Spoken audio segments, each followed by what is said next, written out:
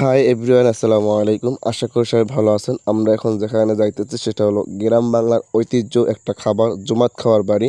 সেখানে খাবার হলো মৃত্যু ব্যক্তির জন্য খাওয়ানো হয়।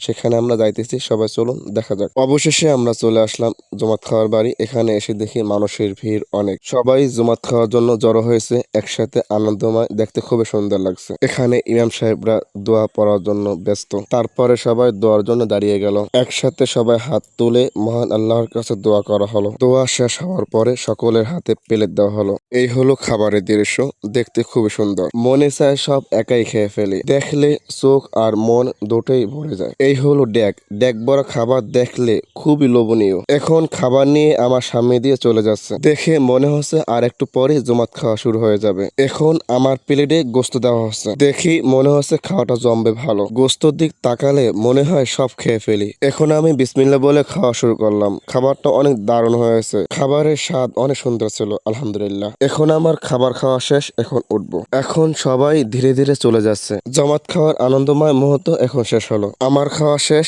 এখন আমি চলে যাচ্ছি। আলহামদুলিল্লাহ, আজকের দাওয়াতটা আনন্দময় ছিল। এখন আমরা চলে যাচ্ছি। সবাই ভালো থাকবেন আর আমার পেজটা ফলো করে আসবেন আর ইউটিউব চ্যানেলটা সাবস্ক্রাইব করে আসবেন। আসসালামু আলাইকুম।